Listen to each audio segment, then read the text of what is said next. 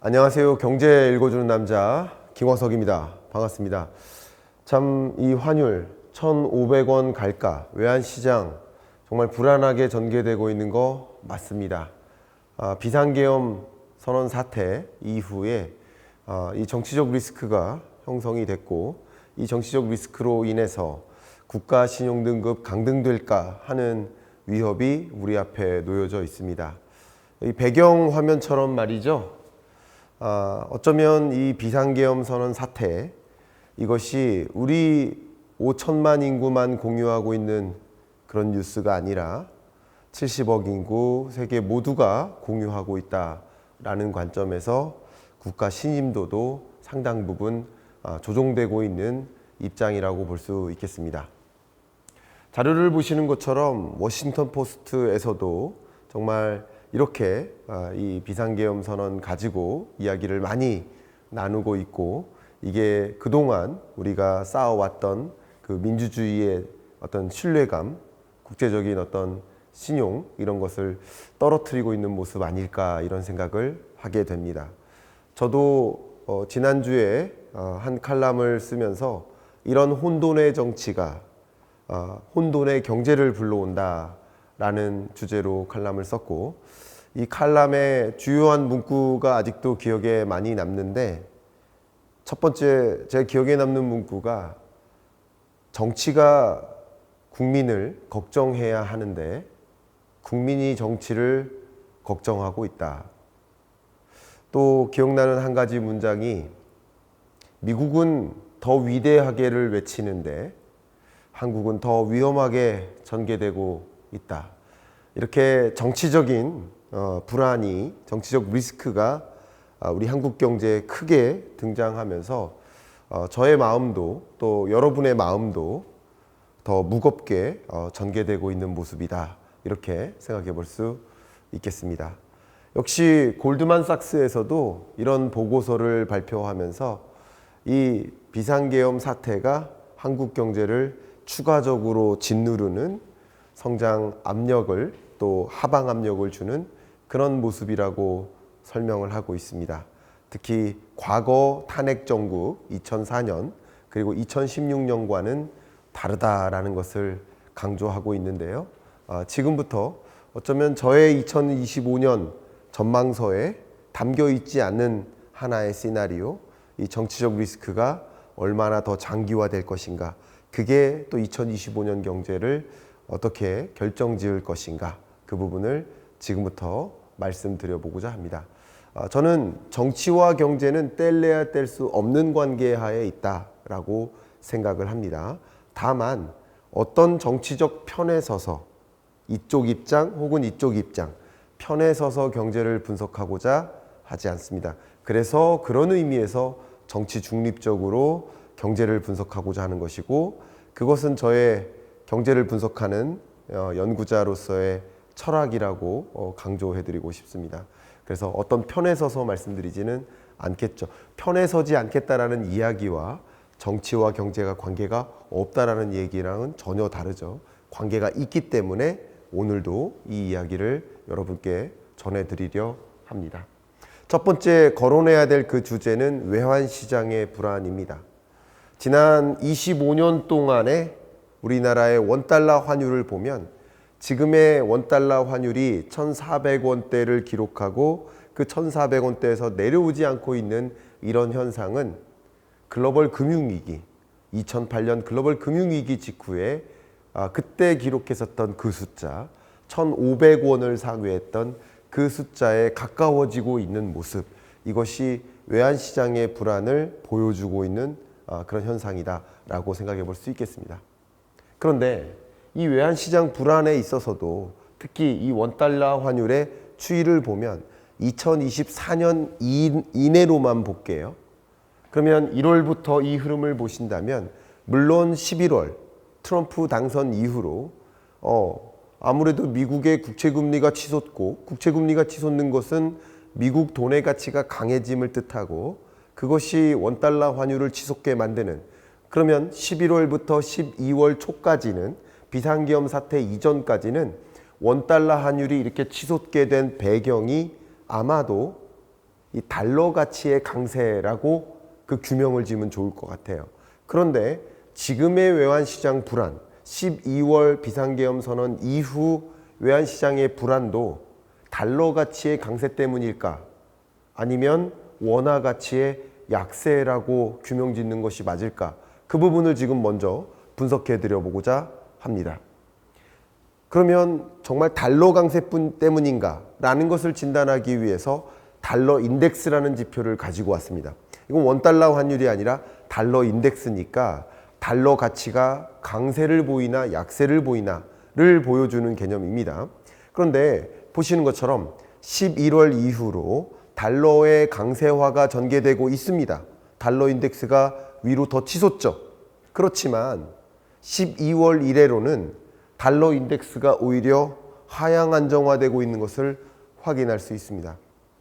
정리를 해보자면 달러 인덱스, 그냥 원화 대비 달러의 가치가 아니라 그냥 달러 본연의 가치를 평가함에 있어서는 11월부터 12월 초까지는 특히 11월 20일 정도를 기점으로 달러 강세화가 진전됐었던 거예요. 근데 11월 20일 이후로는 달러의 다소 약세화가 진전되고 있는 모습입니다. 그러면 달러 가치가 다소 약세화되고 있는 국면에서 원달러 환율이 치솟고 있는 이런 배경은 분명 달러 강세화로 인한 원달러 환율의 상승이 아니라 원화 가치 약세화로 인한 달러 가치 상승이다. 이렇게 생각해 볼 수 있겠죠. 역시 금리 결정을 한번 보세요. 한국의 기준금리 2번의 인하 이 결정은 11월 말 11월 28일 날 내렸던 결정입니다. 그러면 11월 28일 이후로는 기준금리에 대한 결정이 없었어요. 미국도 역시 기준금리 결정에 없었습니다. 이번 주 목요일 날 FOMC 회의 때 기준금리 결정을 또 하겠죠.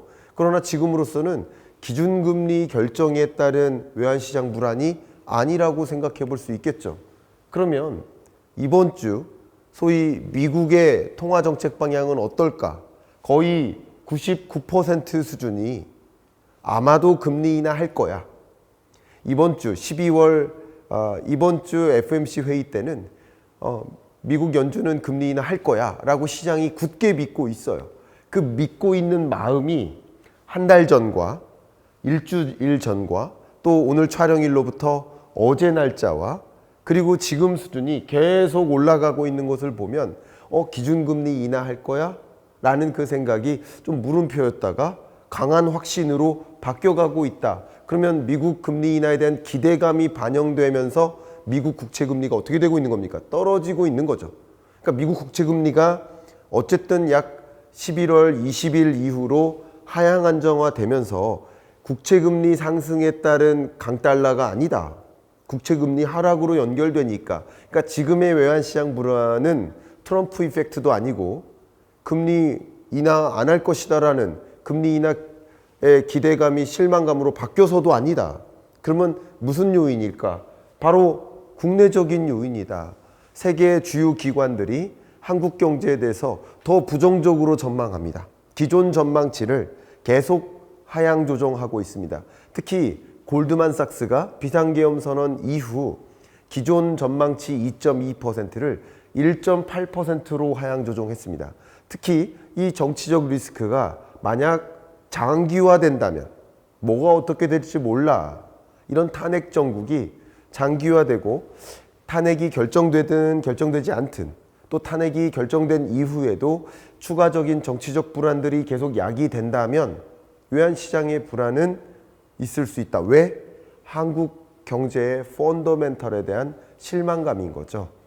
한국 경제는 장기적으로도 이 정치적 불안, 이런 불안이 하방 압력을 계속 주면서 내수 경기도 더 위태로울 수 있다라는 그 판단 때문에 원화를 버리고 차라리 달러를 갖자 하는 움직임이 외환시장에 나타나는 것이라고 해석해 볼 수 있겠습니다. 특히 통화 재정 정책은 어떠합니까? 이런 외환시장의 불안이 장기화되다 보니까 강달러 현상이 우리 국내 정치적 불안도 있었지만 12월에 11월에는 트럼프 이슈도 있었고요. 이런 대내적인 이슈 때문에 장기적으로 계속 외환시장을 지켜내기 위해서, 이 외환시장 변동성을 막기 위해서, 그리고 증시 불안을 막기 위해서, 또 그것이 채권시장의 불안으로 연결되지 않도록, 여러분 채권시장의 불안이 야기되면 어때요? 레고랜드 사태 기억하시죠? 그때 민간 기업들이 채권을 발행해도 채권을 사갈 사람, 다시 말하면 채권에 투자할 사람이 없는 거예요. 그럼 아무도 한국 민간 기업들이 채권을 발행해도 그 채권을 사갈 투자자가 없다라고 한다면 자금 마련에 굉장한 어려움을 겪게 되겠죠. 그게 또다시 이 채권 시장이나 증시, 증권 시장을 비롯한 이 자본 시장에서의 위협이 실물 경제 위협으로 전이될 수 있는 거예요. 그런 것들 막기 위해서 통화정책, 재정정책을 더 적극적인 유동성을 공급하기 위해 움직이지 않았습니까? 그러면 역으로 생각해 본다면 이런 막대한 유동성을 퍼부었음에도 불구하고 외환시장 혹은 증권시장이 불안하게 아직까지 전개된다라는 것은 어쩌면 이런 일이 없다면, 정치적 리스크가 없었다면 이런 유동성 조치를 취하지 않아도 됐을 텐데 어쨌든 이것 때문에 취하게 됐으니까 일단 재정정책의 여력에 손실을 가져온 것이고요. 두 번째, 이런 통화정책, 재정정책의 유동성을 많이 공급했음에도 불구하고 외환시장, 금융시장이 불안하게 계속 장기적으로 전개된다라고 한다면 추가적인 유동성 공급을 해야 될지도 모르죠.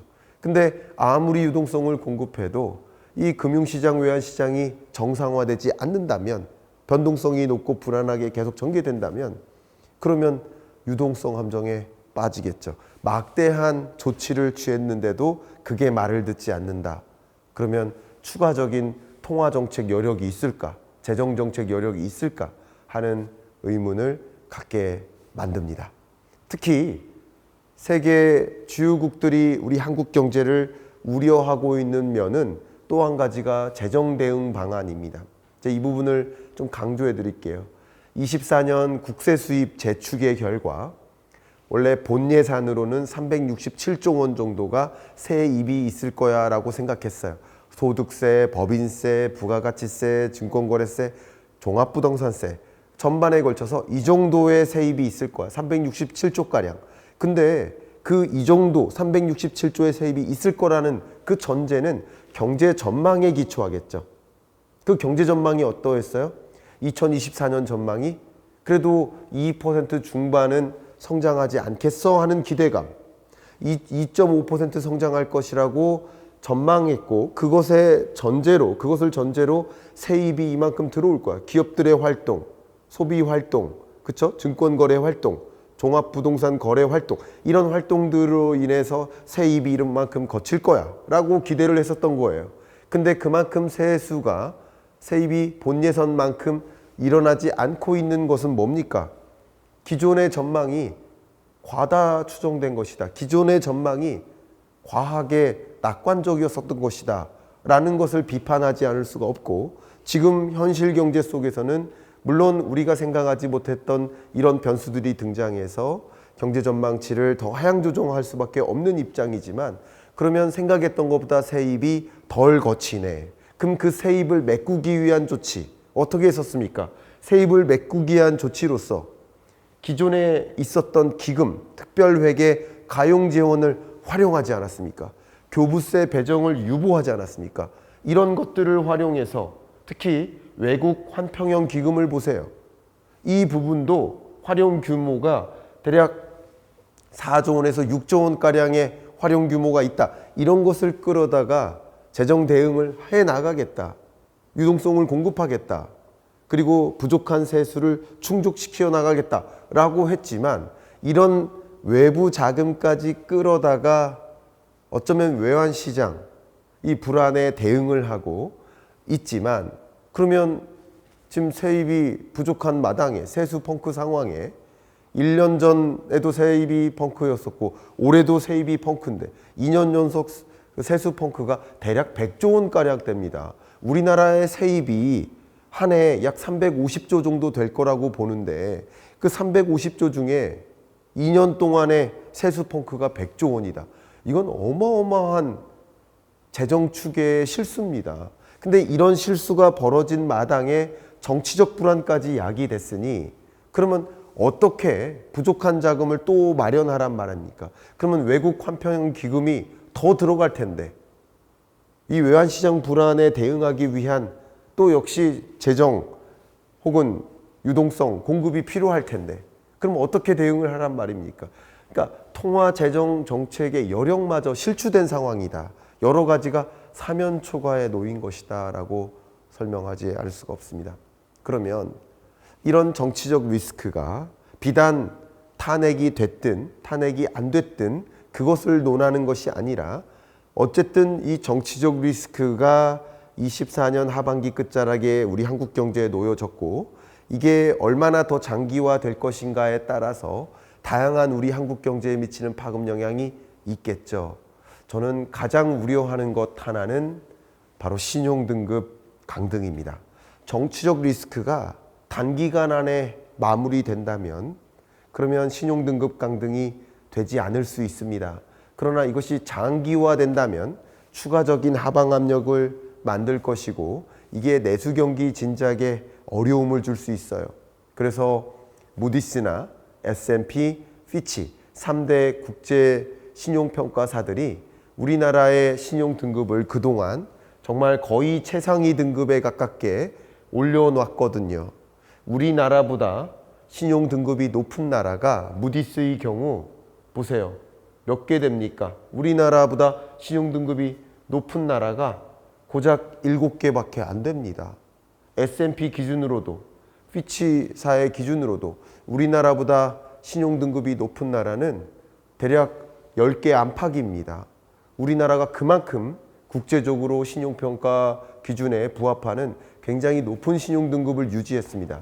예를 들면 S&P 같은 경우도 한국에 대한 신용평가 등급을 IMF 외환위기 때 급격히 추락을 시켰는데 그 이후 잘 대응을 해왔다라고 하면서 지금 AA 등급을 매기고 있습니다. 지금 AA 등급을 계속 유지하고 있습니다. 그런데 S&P, 무디스, 피치사가 한국 경제를 보면서 정치적 리스크가 장기화된다? 신용등급 강등은 자주 있는 일이 아닙니다. 신용등급 조정은 1, 2년에 한 번 있어요. 그렇기 때문에 당장 신용등급을 강등할 거라고 생각하진 않습니다. 그리고 이 소위 비상계엄 사태가 있었던 게 12월 3일이었고요. 그로부터 지난 시간이 얼마나 됩니까? 실제 경제적인 거대한 파장이 있었습니까? 아니죠. 자본시장은 흔들린 게 맞지만 아직은 그 충격이 실물 경제로까지 금융분야로까지 전개된 게 아니니까 신용등급을 강등시킬 만한 상황은 아닙니다. 그러나 이게 장기화될 거라고 한다면 신용등급 강등은 아닐지라 하더라도 한국 경제에 대해서 중립적 혹은 긍정적으로 봤던 그 스탠스를 중립적 혹은 부정적으로 바꿀 수가 있습니다. S&P가 비상계엄 사태가 있었던 그 다음 날 한국 신용등급에 실질적 영향이 없다라고 발언했습니다. 근데 이건 비상계엄 사태가 있었던 그 다음 날이죠. 실질적 영향이 없죠. 맞습니다. 무디스도 그로부터 대략 한 일주일 후에 한국 신용등급에 조정은 없지만 신용도에 부정적으로 작용할 것이다 라고 의견을 냈습니다. 그러면 이게 장기화된다면 S&P도 무디스도 한국 신용등급에 대한 그 전망을 긍정에서 부정으로 중립에서 부정으로 바꾸어 나갈 여지가 아직도 많이 남아있다라는 것을 강조하고자 합니다. 피치사가 오늘 촬영일 이런 발표를 했습니다. 세계경제 전망 보고서를 발간하면서 한국 경제 성장률 전망치를 기존 전망치 2.3에서 2.0으로 하향 조정했습니다. 또 이런 표현을 했죠. 계엄 선포에 따른 정치적 불확실성은 국가 신뢰도에 잠재적인 위험을 초래한다. 그런 정치적 불확실성, 거대한 물음표가 장기화된다면 분명 국가 신뢰도를 떨어뜨리는 위험 요인이 될 거라고 볼 수 있겠습니다. 무디스 같은 경우도 정치적 긴장이 고조돼서 만약에 조업 중단을 하거나 수출이 중단되거나 유통 환경에서 정상적인 유통 활동을 못하거나, 예를 들면 정상적이라면 연말에 박앤세일 이벤트도 하고 크리스마스 이런 축제도 하고 할 텐데 이런 것들이 다 경감되는 거예요. 이게 지장을 초래하는 거죠. 이게 장기화하면, 이게 중요한 표현입니다. 이 정치적 긴장감이 장기화한다면 분명 신용에 부정적인 영향을 미칠 수 있을 거라고 생각합니다. 정치적 불확실성이 높아지면 당연히 내수와 경제 성장에 부담을 줄 수 있다. 무디스의 입장입니다. 저도 같은 생각입니다. 또 골드만삭스의 보고서를 한번 공유해 드릴까 합니다.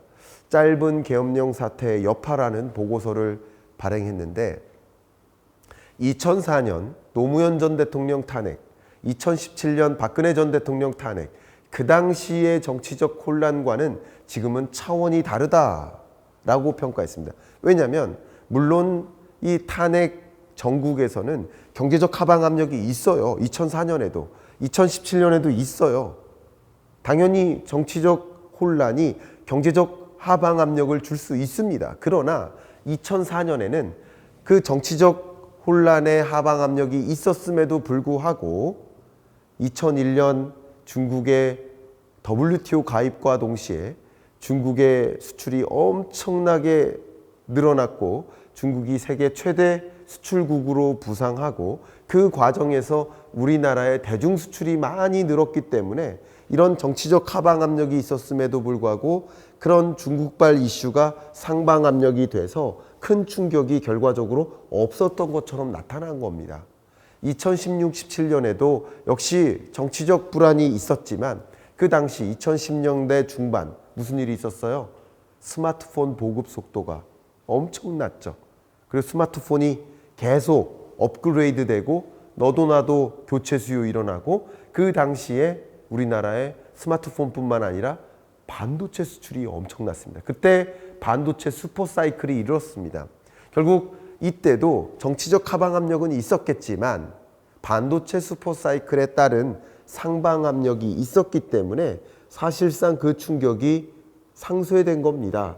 경제 성장률이나 경제적 여파에 아무 영향을 안 줬다라고 평가하는 것이 아니라 다른 요인으로 인해서 상쇄시킨 것이지 정치적 리스크는 분명 그 경제에 하방 압력을 주는 것임에는 틀림이 없다. 이렇게 의견을 드리겠습니다. 정치적 리스크가 장기화하면 또 어떤 우리 한국 경제에 파장을 줄까? 자금 이탈의 장기화죠.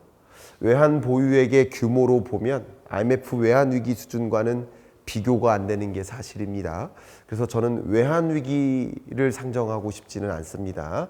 그러나 어쨌든 외환 보유액이 이미 정점을 찍고 줄어드는 국면이고 추가적인 자금 이탈이 있다면 외환 건전성이 실추되는 거 맞지요. 또 자료를 보시는 것처럼 대외 채무를 보시면 우리나라의 대외국에 대한 채무 규모가 최근 들어서 늘어난 것을 확인할 수 있습니다. 최근 들어 단기 외채, 장기 외채 둘 다 늘고 있습니다. 물론 단기 외채의 비중이 절대적으로 낮기 때문에 급격히 자금 이탈이 있다 하더라도 크게 흔들리진 않을 것이다. 그러니까 외환 위기까지는 가지 않을 것이다 라고 생각을 하지만 어쨌든 이런 불안한 정국 속에서 외국인 채무가 빠져나갈 여지가 많이 있겠죠. 그래서 계약 기간이 종료되면 그 채무가 이제 변제하라 하면서 단기 채무를 중심으로 빠져나갈 여지가 있겠죠. 특히 순대외 채권 규모를 보면 우리는 물론 외환위기 당시 순채무국이었어요. 우리가 빌려준 돈이 있고 빌려받은 돈이 있는데 빌려온 돈이 채무고 빌려준 돈이 채권이겠죠. 근데 그 당시만 해도 채무가 훨씬 많았어요. 순채무국이었단 말이에요. 근데 그 이후 다시는 순채무국으로 바뀌지 말자 하면서 대응을 했습니다만 지금 순채권 규모가 줄어들고 있는 현상, 이것을 본다면 경제 위기, 외환 위기로까지 가지는 않겠지만 아직까지는, 그러나 어쨌든 순대외 채권 규모가 줄어들고 있는 국면에서 추가적인 자금 이탈이 계속 장기화된다면 외환 건전성도 떨어질 수 있겠다. 그러면 외환 건전성이 떨어지면 아까 말씀드렸던 것처럼 추가적인 유동성 공급이 필요하겠죠. 일부는 국민연금까지 활용된 것 아니냐 하는 지적까지 있습니다만, 이렇게 여러 가지 수단과 방법을 다 동원해서 외환시장 불안, 금융시장 불안에 대응을 하고 있는데, 그럼 추가적인 대응을 할 수 없는 국면이 오면, 그러면 더 혼란한 상태가 오고 자금 이탈이 더 격화되고, 그러면 외환 위기가 안 올 것이다라고 단정 지을 수는 또 없는 거예요. 현재 정치적 리스크가 이렇게 경제에 파장을 주고 있다라고 보겠습니다. 또 하나 빠짐없이 우리는 논해야 되는 것이 내수 경기 침체입니다. 비상계엄 사태 이후 자산운용사나 PE사 이런 많은 금융사들이 투자자들을 이끌어 왔어요. 우리 기업 이런 기업에 투자를 하세요. 이런 기업에 투자를 해야 됩니다. 거의 다 설득시킨 상황에 투자 설명회가 있는데 많이 참석을 안 해요. 노쇼예요. 그리고 투자 의견을 철회합니다. 그럼 자금이 몰리지 않고요. 그러면 이게 내수 경기에 영향을 줘요. 많은 중소기업들이 24년 연말을 위해서 그동안 준비를 했는데, 성수기를 위해서, 그 성수기 때 모든 매출이 전체 매출액의 80% 차지하는 그런 중소기업들도 있는데, 이런 수출이 계약이 철회된다든가 국내 공급이 철회된다든가 줄줄이 부작용을 주고 있습니다. 그런데 제가 말씀드린 것은 2004년, 2016, 17년과는 다르다. 어떤 면에서 내수 경기가 이렇게 안 좋은 상황입니다. 기업 경기가 이렇게 안 좋은 상황에 정치적 리스크가 또 작용을 하니까 내수 경기 침체 장기화가 전개될까 하는 것이 걱정이고요. 또 우리 가계의 소비도 보세요. 22년 이래로 이미 마이너스로 돌아섰고 22, 23, 24 계속 마이너스 행보인데, 여기에서 내수 경기 침체가 더 장기화된다. 고용 창출이 안 된다. 정말 이 정치적 리스크가 장기화되는 것은 우리 경제에 엄청난 파장입니다. 물론 여러분 입장에서는 자산 효과, 국내 증시에 투자했던 개인 투자자들, 기관 투자자들, 한국으로부터 자금이 많이 빠져나가면서 자산 효과도 상쇄되니까 소비할 만한 여력이 없죠. 물론 뭐 탄핵 정국이 올 거야, 탄핵이 가결될 거야 하는 그런 기대를 하시는 분들은 그 기대 이후 뭐 물음표가 느낌표로 바뀌면서 그때가 저점이니까 주식 투자해야 된다 하는 의견이 맞물릴 수는 있어요. 그래서 올랐다 떨어졌다 하는 겁니다. 그러나 어쨌든 이 정치적 리스크가 여전히 남아있는 채 장기화되면 될수록 내수 경기 침체를 억누르는 결과를 초래할 것이다 라고 의견을 드립니다. 이 내수 경기 침체가 장기화되면 어떻게 될까요? 한국은행의 전망입니다.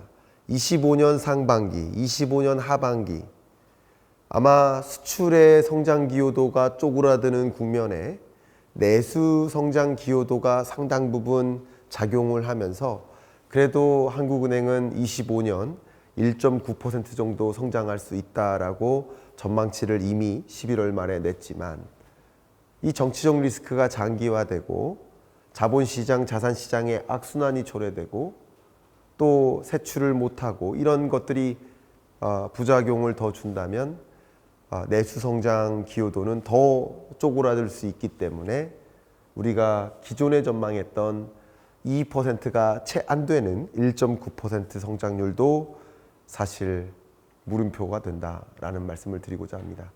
이런 정치적 리스크가 장기화되면 앞서 말씀드렸던 것처럼 세수 추계도 예상했던 것보다도 안 되고 세수 펑크가 더 커질 수 있겠죠. 아직 올해가 끝난 게 아니잖아요.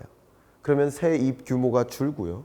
그러면 추가적으로 다른 데서 자금을 마련하거나, 그러면 우리나라는 국채를 더 발행하거나 국가 채무에 더 많이 의존을 해야 될 수밖에 없어요.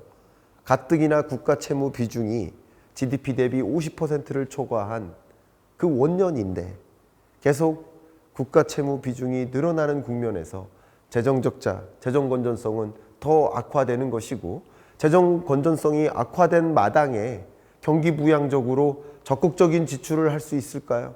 경기 부양책을 적극적으로 마련할 수 있을까요? 그렇기도 어렵겠죠. 그러니까 이런 것들이 총체적으로 악순환이라는 거죠. 그게 일종의 정책 공백으로 작용될 수가 있고, 또 정부의 각 부처마다의 소위 수장격인 장관급들이 또 자리에서 이탈하게 되는 일들이 벌어지다 보면 그 의사결정권이 뒤로 지연되거나 또 이런 탄핵 정국에서 제대로 의사결정이 수반되기가 어렵겠죠. 정책 공백이 발생하고 적자 재정이 펼쳐지고, 그러니까 또 2025년 우리가 당면에 있는 트럼프 2.0이라는 소용돌이, 그것에 긴급 어떻게 대응을 해야 될지 저는 이렇게 외쳤습니다. 정부 회의 가서도 지금 만약에 트럼프가 강하게 드라이브를 걸 때 중국이 각종 공급을 차단하는 정책을, 경제 제재를 펼칠 텐데, 요소 공급 차단만으로도 우리 경제가 그렇게 흔들렸는데 과연 요소 공급 차단에만 머무를 것인가? 그 이상의 공격이 있을 거라고 생각되지 않는가? 우리가 중국에 반도체를 공급하지 못한다면 중국은 과연 반도체를 만들 수 있는 핵심 소재들, 히토류, 게르마늄, 전기차, 자동차에 들어가는 핵심 소재, 니켈, 리튬 공급할 수 있을까요? 공급을 차단하는 의사결정을 내리겠죠. 그러면 우리 경제는 또 어떤 후폭풍이 있을까? 그럼 이런 경제 상황에서 공급망을 유연하게 할 수 있는 정책적 의사결정을 얼마나 발빠르게 마련할 수 있을까요? 이런 정책 공백이 또 다른 하방 압력으로 작용되지 않을까 걱정이 됩니다. 이럴 때일수록 여러분들이 이런 정치적 리스크가 경제에 분명 영향을 미치고 있기 때문에 어떻게 하면 우리가 정치적 리스크가 경제적 리스크로 전이되지 않도록 조치를 마련할 것인가. 여러분은 여러분 각자의 위치에서, 저는 또 저대로 저의 위치에서 우리 한국 경제에 대한 더 적극적인 진단과 판단을 여러분께 의견을 드려야 되는 게 아닌가. 저는 마지막으로 아쉬운 것은 이럴 때 한국은행은 이런 정치적 리스크가 한국 경제에 어떤 영향을 주고 어떤 파장을 주고 어떤 경제정책을 가동해야 되는지 왜 보고서를 안 냅니까? 보고서를 내주셔야죠. 국제금융센터, 기획재정부, 또 그 산하의 국책연구기관들, 이 정치적 리스크가 우리 한국 경제에 어떤 영향을 미치는지를 분석을 해야죠. 그리고 그걸 공유하고 경제 주체들이 대응할 수 있도록 대응책을 강구해야죠. 그래야 정치적 리스크가 경제적 리스크로 전이되지 않는 거죠. 근데 왜 아무도 그런 의견을 내지 않는 겁니까? 그런 말씀도 제가 호소드리면서, 제가 국책연구기관도 아니고 국책은행도 아닙니다. 저의 판단이나 진단이 틀릴 수도 있습니다. 그러나 정말 각 기관들, 각 책임 있는 싱크탱크가 그런 목소리를 내줘서 우리 경제 주체들이 추가적인 흔들림 없이 대응할 수 있도록 방안을 마련하는데 더 머리를 맞대야 되지 않을까, 그런 의견을 좀 드리면서 하루빨리 이 정치적 리스크 물음표가 사라지기를 좀 바라는 마음으로 여러분께 이번 주 경제 읽어주는 남자 마무리하겠습니다. 감사합니다.